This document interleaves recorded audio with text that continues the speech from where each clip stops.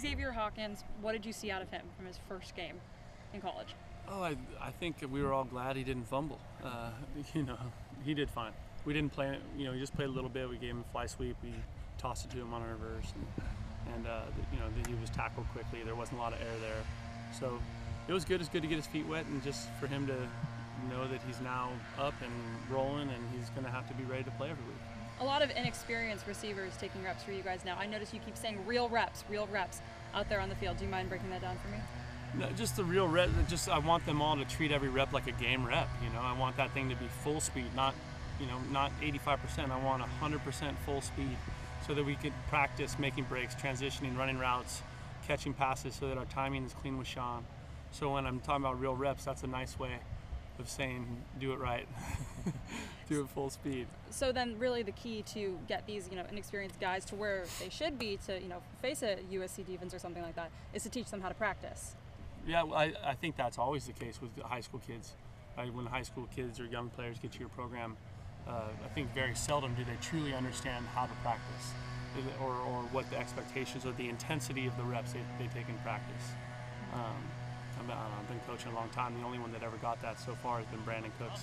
He kind of showed up as this psychotic practice player, but most of the time they're not like that. Most of the time that's a learned behavior. So, after watching the film from USC, what were some of the biggest things that stood out for you? Good or bad? Both. I think it's frustrating because I think there were real opportunities for that game to be fun and for us to battle that thing and have it come down to be a fourth quarter game. So some missed opportunities on offense, which is just disappointing. I thought Richard Mullaney did some good stuff playing the ball.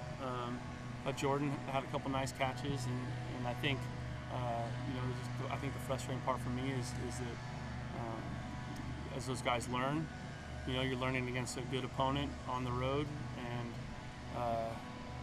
learn on the fly is hard, and so. That gets back to that real reps and understanding how important those reps are in the practice environment, so that when you get to the game, you can just play. You're not thinking, you're not nervous, you're confident, you can play fast. When you see the passing numbers, receiving numbers from the second half, how frustrating is that for you? I don't think I've ever looked at receiving numbers in my life. Really? Yeah. I don't. I know if we played bad and I know if we played good. Honestly. Yeah, no. Most of the time someone says, hey, so-and-so played good tonight. I was like, oh yeah, how'd he do? They'd be like, oh yeah, whatever, catches for this many yards. Great. Most of the time that there's a correlation there between us playing well as a team and wide receivers playing well outside. So I really don't. I never get the stat sheet from Fank. He kind of laughs at me and doesn't give it to me anymore. I think it was 18 yards total passing in the second half. And in the first half, it was even. He was good. Was it in the second half more what they were doing, more what you guys weren't doing, combination of the two? I think that's a good question. I think, at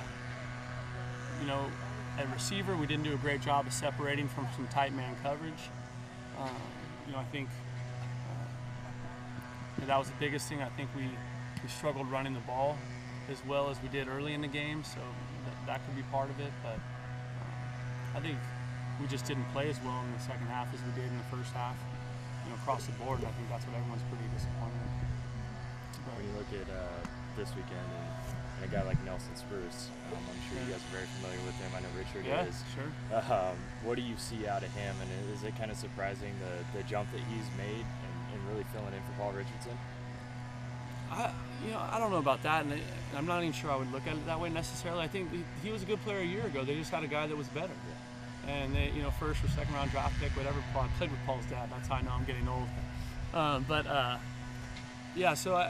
But Nelson was a great player in high school, and has been he's been a consistent player, performer for them.